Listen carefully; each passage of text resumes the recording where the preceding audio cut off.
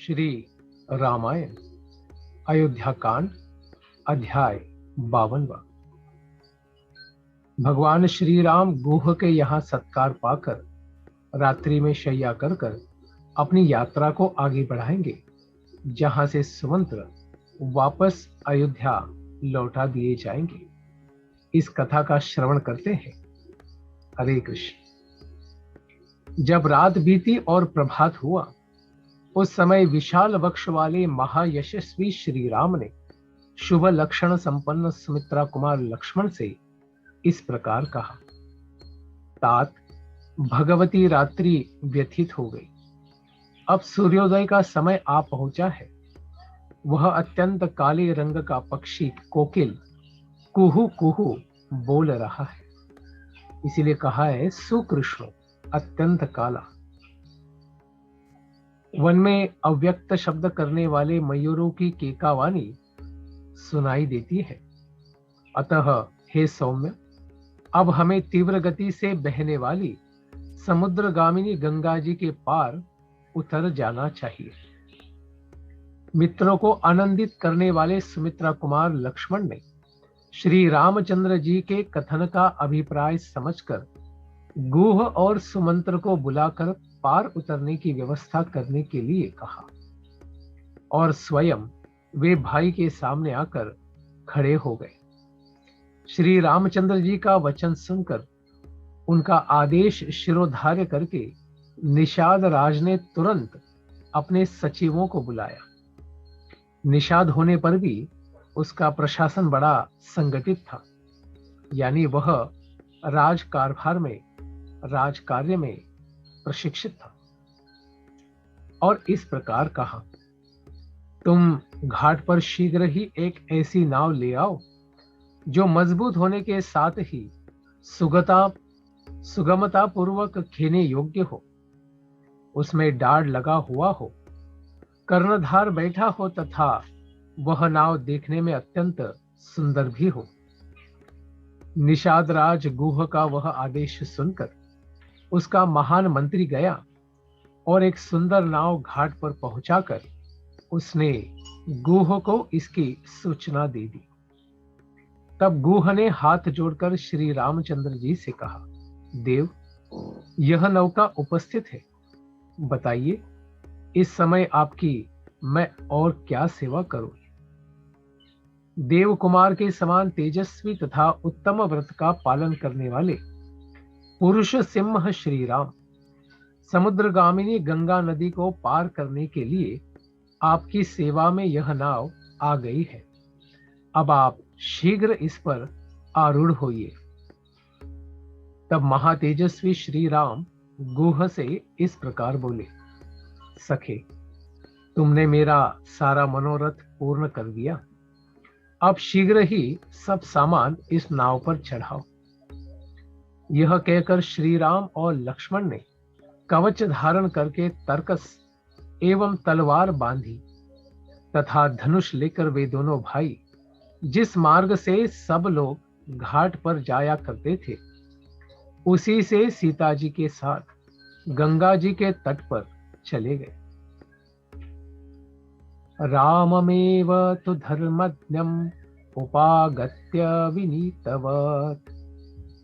धर्म को जानने वाले, इससे यही प्रतीत होता है कि जो धर्मज्ञ है उसी व्यक्ति से धर्म के संबंध में आज्ञाएं प्राप्त कर सकते हैं। जो धर्मज्ञ नहीं है वो धर्म के संदर्भ में न उपदेश न आदेश देने के लिए पात्र होता है। इसीलिए उस समय धर्म के ज्ञाता भगवान श्री राम के पास जाकर सारथी सुमंत्र ने विनीत भाव से हाथ जोड़कर पूछा, प्रभु, अब मैं आपकी क्या सेवा करूं? तब दशरथ नंदन श्री राम ने सुमंत्र को उत्तम दाहिने हाथ से स्पर्श करते हुए कहा। इसीलिए यहां पर यह शब्द आया है, करेणोत्तम दक्षिणेन। भगवान के दोनों हाथ ही समान रूप से तो शुभ है, आध्यात्मिक है, फिर भी हमें सिखाने के लिए खुद भी मर्यादा का पालन करते हैं। यही है मर्यादा पुरुषोत्तम श्री राम का चरित्र। कहते हैं सुमंत्र जी, अब आप शीघ्र ही पुनः महाराज दशरथ के पास लौट जाइए और वहां जाकर आप बड़ी सावधानी के साथ रहिए। भव चा प्रमत्तः, अर्थात राजा ने कुछ गलत किया है ऐसा आप कभी न माने और ऐसा समझकर कभी उनका तिरस्कार न करें। उन्होंने फिर कहा, इतनी दूर तक महाराज की आज्ञा से मैंने रथ द्वारा ही यात्रा की है। अब हम लोग रथ छोड़कर पैदल ही महान वन की ओर यात्रा करेंगे। अतः आप यहां से पीछे अयोध्या की ओर वापस लौट जाइए। अपने को घर लौटने की आज्ञा प्राप्त हुई देख सुमंत्र के मन में क्या भाव उत्पन्न होता है।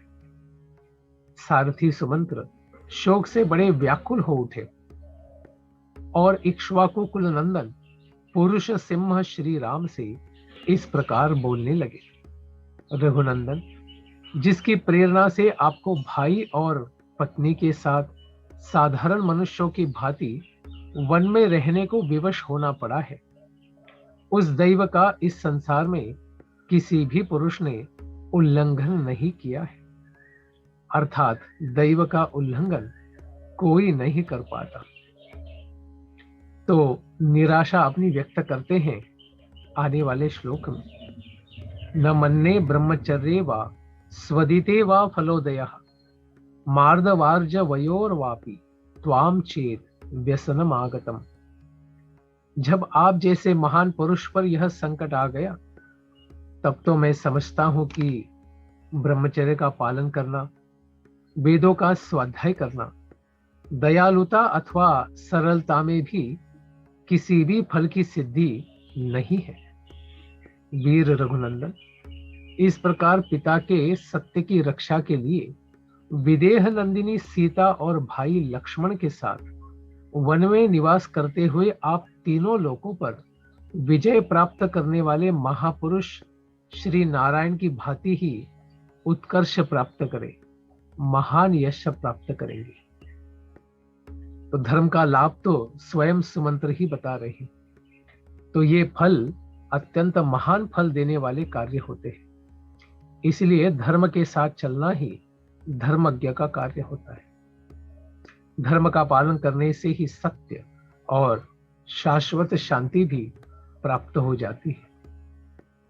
श्री राम, निश्चय ही हम लोग दोनों तरह से मारे गए, क्योंकि आपने हम पूर्ववासियों को अपने साथ न ले जाकर अपने दर्शन जनित सुख से वंचित तो कर ही दिया है।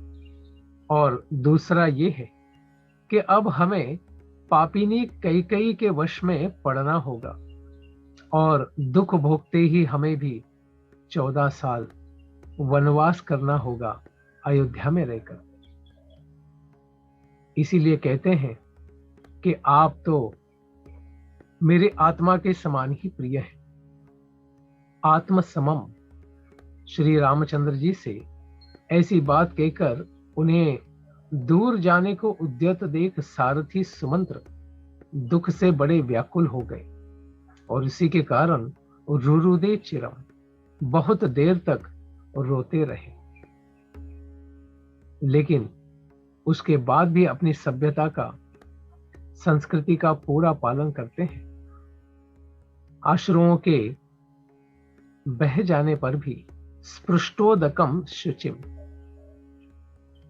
आचमन करके पवित्र हो जाते हैं। और सारथी से श्री रामचंद्र जी ने फिर बारंबार मधुर वाणी में इस प्रकार से कहा, सुमंत्र जी, मेरी दृष्टि में इक्ष्वाकु वंशियों का हित करने वाला सुहृद आपके समान दूसरा कोई नहीं है। आप ऐसा प्रयत्न करें जिससे महाराज दशरथ को मेरे लिए शोक न हो, क्योंकि महाराज की कैसी अवस्था है। शोकोपहत चेताश्च वृद्धश्च जगतीपति ही काम भारावसन्नश्च तस्मादेतत् ब्रवीमि ते। पृथ्वीपति महाराज दशरथ एक तो बूढ़े हो गए हैं, क्योंकि उनकी आयु 60,000 वर्ष की है। दूसरे, उनका सारा मनोरथ जो वो मुझे श्री राम को राजा बनाने का प्रयत्न कर रहे थे, वह मनोरथ तो अभी चूर चूर हो चुका है। इसलिए उनका हृदय शोक से अत्यंत पीड़ित है। यही कारण है कि मैं आपको उनकी संभाल के लिए कहता हूं। वे महामनस्वी महाराज कैकेयी का प्रिय करने की इच्छा से आपको जो कुछ जैसी भी आज्ञा दे, उसका आप आदर पूर्वक पालन कीजिए। यही मेरा आपसे अनुरोध है। राजा लोग तो इसीलिए राज्य का पालन करते हैं कि किसी भी कार्य में इनके मन की इच्छा पूर्ति में विघ्न न डाला जाए। तो कोई महाराज ऐसा नहीं चाहेंगे, तो आपके महाराज क्यों ऐसा चाहेंगे? सुमंत्र जी, जिस किसी भी कार्य में जिस किसी तरह भी महाराज को अप्रिय बात से खिन्न होने का अवसर न आवे तथा वे शोक से दुबले न हो, वह आपको उसी प्रकार करना चाहिए। जिन्होंने कभी दुख नहीं देखा है, उन आर्य जितेंद्रिय और वृद्ध महाराज को मेरी ओर से प्रणाम करके यह बात कहिएगा।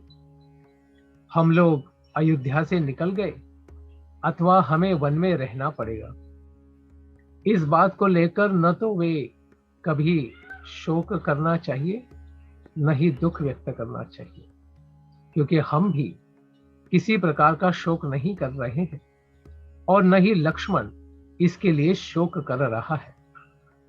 14 वर्ष समाप्त होने पर हम पुनः शीघ्र ही लौट आएंगे और उस समय आप मुझे, लक्ष्मण को और सीता को भी फिर देखेंगे। सुमंत्र जी, महाराज से ऐसा कहकर आप मेरी माता से, उनके साथ बैठी हुई अन्य देवियों तथा कैकेयी से भी बारंबार मेरा कुशल समाचार कहिएगा। माता कौशल्या से कहिएगा कि तुम्हारा पुत्र स्वस्थ एवं प्रसन्न है। इसके बाद सीता की ओर से, मुझे ज्येष्ठ पुत्र की ओर से तथा लक्ष्मण की ओर से भी माता की चरण वंदना कह दीजिएगा। तदनंतर मेरी ओर से महाराज से भी यह निवेदन कीजिएगा कि आप भरत को शीघ्र ही बुलवा लें और जब वे आ जाए तब अपने अभीष्ट युवराज पद पर उनका अभिषेक कर दें। भरत को छाती से लगाकर और युवराज के पद पर अभिषिक्त करके आपको हम लोगों के वियोग से होने वाला दुख दबा नहीं सकेगा। भरत से भी हमारा यह संदेश कह दीजिएगा कि महाराज के प्रति जैसा तुम्हारा बर्ताव है, वैसा ही समान रूप से सभी माताओं के प्रति होना चाहिए। तुम्हारी दृष्टि में कैकेयी का जो स्थान है, वही समान रूप से सुमित्रा और मेरी माता कौशल्या का भी होना उचित है। इन सब में कोई अंतर न रखना। पिताजी का प्रिय करने की इच्छा से युवराज पद को स्वीकार करके यदि तुम राजकाज की देखभाल करते रहोगे, तो इस लोक में और परलोक में भी सदा ही सुख पाओगे। श्री रामचंद्र जी ने सुमंत्र को लौटाते हुए जब इस प्रकार समझाया, तब उनकी सारी बातें सुनकर वे श्री रामचंद्र जी से स्नेहपूर्वक बोले, तात, सेवक का स्वामी के प्रति जो सत्कारपूर्ण बर्ताव होना चाहिए, उसका यदि मैं आपसे बात करते समय पालन न कर सकूं, यदि मेरे मुख से स्नेहवश कोई दृष्टतापूर्ण बात निकल जाए, तो यह मेरा भक्त है ऐसा ही समझकर आप मुझे क्षमा कीजिएगा। जो आपके वियोग से पुत्र शोक से आतुर हुई माता की भांति संतप्त हो रही है, उस अयोध्यापुरी में मैं आपको साथ लिए बिना कैसे लौटकर जा सकूंगा। आते समय लोगों ने मेरे रथ में श्री राम को विराजमान देखा था। अब इस रथ को श्री राम से रहित देखकर उन लोगों का और उस अयोध्यापुरी का भी हृदय विदीर्ण हो जाएगा। जैसे युद्ध में अपने स्वामी वीर रथी के मारे जाने पर जिसमें केवल सारथी शेष रह गया हो, ऐसे रथ को देखकर उसकी अपनी सेना अत्यंत दयनीय अवस्था में पड़ जाती है। उसी प्रकार मेरे इस रथ को आपसे सुना देखकर सारी अयोध्या नगरी दीन दशा को प्राप्त हो जाएगी। आप दूर रहकर भी प्रजा के हृदय में ही निवास करने के कारण सदा उसके सामने ही खड़े रहते हैं। निश्चय ही इस समय प्रजा वर्ग के सब लोगों ने आपका ही चिंतन करते हुए खाना पीना अवश्य छोड़ दिया होगा। श्री राम, जिस समय आप वन को आने लगे, उस समय आपके शोक से व्याकुल चित्त हुई प्रजा ने जैसा आर्तनाद एवं क्षोभ प्रकट किया था, उसे तो आपने देखा ही था। आपके अयोध्या से निकलते समय पूर्ववासियों ने जैसा आर्तनाद किया था, आपके बिना मुझे खाली रथ लिए लौटा देख वे उससे भी 100 गुना हाहाकार करेंगे। क्या मैं महारानी कौशल्या से जाकर कहूंगा कि मैंने आपके बेटे को मामा के घर पहुंचा दिया है, इसलिए आप संताप न करें। यह बात तो प्रिय होने पर भी तो असत्य ही है, अतः ऐसा असत्य वचन भी मैं कभी नहीं कह सकता। फिर यह अप्रिय सत्य भी कैसे सुना सकूंगा कि मैंने आपके पुत्र को वन में पहुंचा दिया है। ये उत्तम घोड़े मेरी आज्ञा के अधीन रहकर आपके बंधुजनों का वहन करते हैं। आपके बंधुजनों से हीन रथ का ये वहन नहीं करते हैं। ऐसी दशा में आपसे सोने रथ को ये कैसे खींच सकेंगे?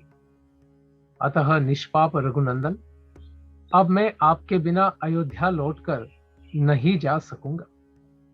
मुझे भी वन में चलने की ही आप आज्ञा दीजिए।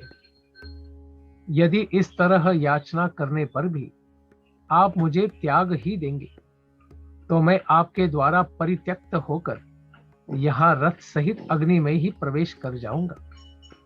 रघुनंदन, वन में आपकी तपस्या में विघ्न डालने के वाले जो जो जंतु उपस्थित होंगे, मैं इस रथ के द्वारा उन सबको दूर भगा दूंगा। श्री राम, आपकी कृपा से मुझे आपको रथ पर बिठाकर यहां तक लाने का सुख प्राप्त करवाया है। अब आपके ही अनुग्रह से मैं आपके साथ वन में रहने का सुख भी पाने की आशा करता हूं। आप प्रसन्न होकर आज्ञा दीजिए। मैं वन में आपके पास ही रहना चाहता हूं। मेरी इच्छा है कि आप प्रसन्नता पूर्वक कह दें कि तुम वन में मेरे साथ ही रहो। वीर, ये घोड़े भी यदि वन में रहते समय आपकी सेवा करेंगे तो इन्हें परम गति की प्राप्ति होगी। प्रभु, मैं वन में रहकर अपने सिर से, सारे शरीर से आपकी सेवा करूंगा और इस सुख के आगे अयोध्या तथा देवलोक का भी सर्वथा त्याग कर दूंगा। जैसे सदाचारहीन प्राणी इंद्र की राजधानी स्वर्ग में नहीं प्रवेश कर सकता, उसी प्रकार आपके बिना मैं अयोध्यापुरी में नहीं जा सकता। मेरी यही अभिलाषा है कि जब वनवास की अवधि समाप्त हो जाए, तब फिर इसी रथ पर बिठाकर आपको अयोध्यापुरी में ले चलूं। वन में आपके साथ रहने से ये 14 वर्ष मेरे लिए 14 क्षणों के समान ही बीत जाएंगे, अन्यथा 1400 वर्षों के समान ही भारी जान पड़ेंगे। अतः भक्तवत्सल श्री राम, आप मेरे स्वामी के पुत्र हैं। आप जिस पथ पर चल रहे हैं, उसी पर आपकी सेवा के लिए साथ चलने को मैं भी तैयार खड़ा हूं। मैं आपके प्रति भक्ति रखता हूं, आपका भृत्य हूं और भृत्य जनोचित मर्यादा के भीतर ही स्थित हूं। अतः आप मेरा परित्याग न करें। इस तरह अनेक प्रकार से दीन वचन कहकर बारंबार याचना करने वाले सुमंत्र से सेवकों पर कृपा करने वाले श्री राम ने इस प्रकार कहा, सुमंत्र जी, आप स्वामी के प्रति स्नेह रखने वाले हैं। मुझ में आपकी जो उत्कृष्ट भक्ति है उसे मैं जानता हूं। फिर भी जिस कार्य के लिए मैं आपको यहां से अयोध्यापुरी में भेज रहा हूं उसे तो सुनिए। जब आप नगर को लौट जाएंगे तब आपको देखकर मेरी छोटी माता कैकेयी को यह निश्चित विश्वास हो जाएगा कि राम वन को चले गए। इसके विपरीत यदि आप नहीं गए तो उसे संतोष नहीं होगा। मेरे वनवासी हो जाने पर भी वह धर्मपरायण महाराज दशरथ के प्रति मिथ्यावादी होने का संदेह करे, ऐसा मैं तो नहीं चाहता। आपको भेजने में मेरा मुख्य उद्देश्य यही है कि मेरी छोटी माता कैकेयी भरत द्वारा सुरक्षित समृद्धशाली राज्य को हस्तगत कर ले। सुमंत्र जी, मेरा तथा महाराज का प्रिय करने के लिए आप अयोध्यापुरी को अवश्य पधारिए और आपको जिनके लिए जो संदेश दिया गया है वह सब वहां जाकर उन लोगों से कह दीजिए। ऐसा कहकर श्री राम ने सुमंत्र को बारंबार सांत्वना दी।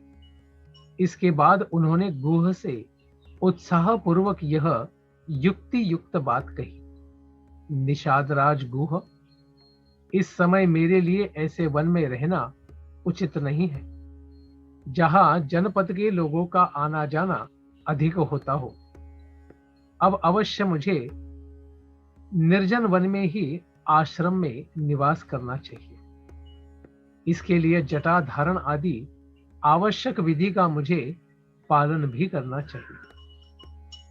अतः फल मूल का आहार और पृथ्वी पर शयन आदि नियमों को ग्रहण करके मैं सीता और लक्ष्मण की अनुमति लेकर पिता का हित करने की इच्छा से सिर पर तपस्वी जनों के आभूषण रूप जटा धारण करके यहां से वन को जाऊंगा।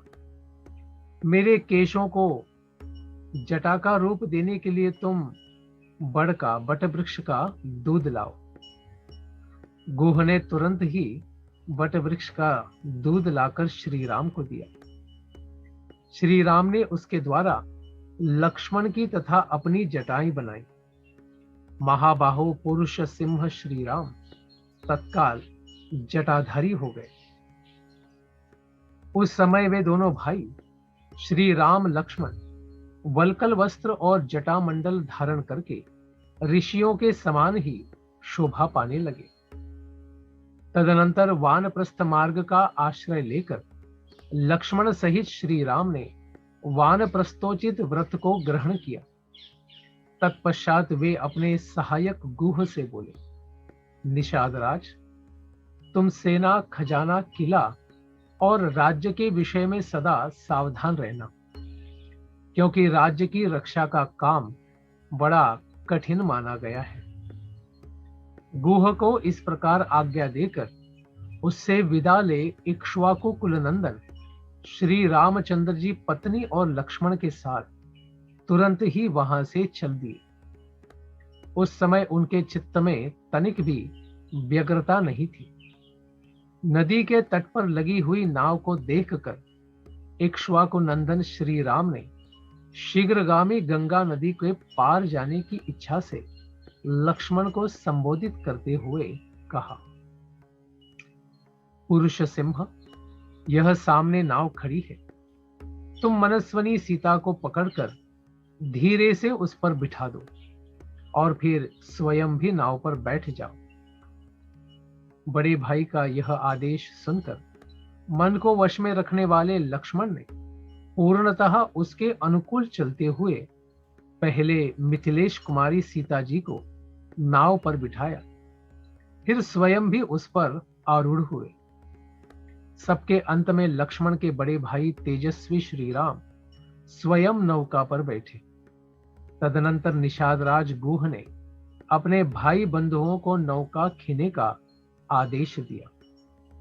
महातेजस्वी श्री रामचंद्र जी भी उस नाव पर आरूढ़ होने के पश्चात अपने हित के उद्देश्य से ब्राह्मण और क्षत्रिय के जपने योग्य देवी नाम इत्यादि वैदिक मंत्र का जप करने लगे। फिर शास्त्र विधि के अनुसार आचमन करके सीता के साथ उन्होंने प्रसन्न चित्त होकर गंगा जी को प्रणाम किया। महारथी लक्ष्मण ने भी उन्हें मस्तक झुकाया। इसके पश्चात श्री राम ने सुमंत्र को तथा सेना सहित गुह को भी जाने की आज्ञा देकर नाव पर भली भांति बैठकर मल्लाहों को उसे चलाने का आदेश दिया। तदनंतर मल्लाहों ने नाव चलाई। कर्णधार अत्यंत सावधान होकर उसका संचालन करता था। वेग से सुंदर डाड़ चलाने के कारण वह नाव बड़ी तेजी से पानी पर बढ़ने लगी। भागीरथी की बीच धारा में पहुंचकर सती साध्वी विदेह नंदिनी सीता ने हाथ जोड़कर गंगा जी से यह प्रार्थना की, पुत्रो दशरथस्यायं महाराजस्य धीमतः निदेशं पालयत्वेनं गंगे त्वदभिरक्षितः।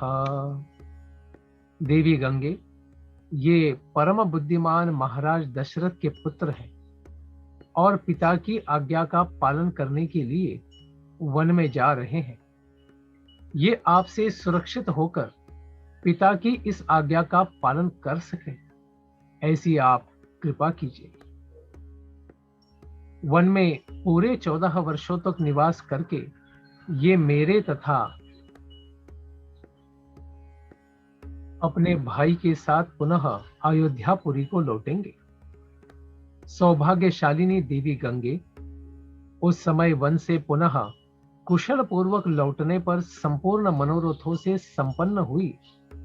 मैं बड़ी प्रसन्नता के साथ आपकी पूजा करूंगी। इसलिए गंगा जी को त्रिपतगा भी कहते हैं। स्वर्ग, भूतल और पाताल तीनों मार्गों पर विचरने वाली देवी, तुम यहां से ब्रह्मलोक तक फैली हुई हो और इस लोक में समुद्र राज की पत्नी के रूप में दिखाई देती हो। शोभाशालिनी देवी, पुरुष सिंह श्री राम जब पुनः वन से सकुशल लौटकर अपना राज्य प्राप्त कर लेंगे, तब मैं सीता पुनः आपको मस्तक झुकाऊंगी और आपकी स्तुति करूंगी।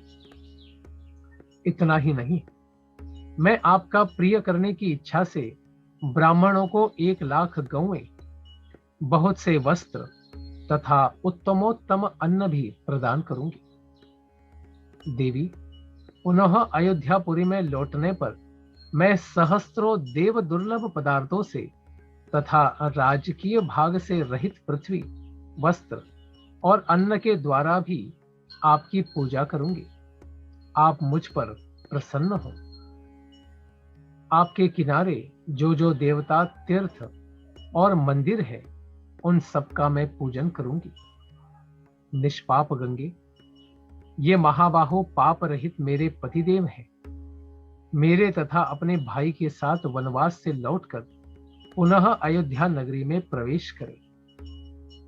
पति के अनुकूल रहने वाली सती साध्वी सीता इस प्रकार गंगा जी से प्रार्थना करती हुई शीघ्र ही दक्षिण तट पर जा पहुंची। किनारे पहुंचकर शत्रुओं को संताप देने वाले नरश्रेष्ठ श्री राम ने नाव छोड़ दी और भाई लक्ष्मण तथा विदेह नंदिनी सीता के साथ आगे को प्रस्थान किया।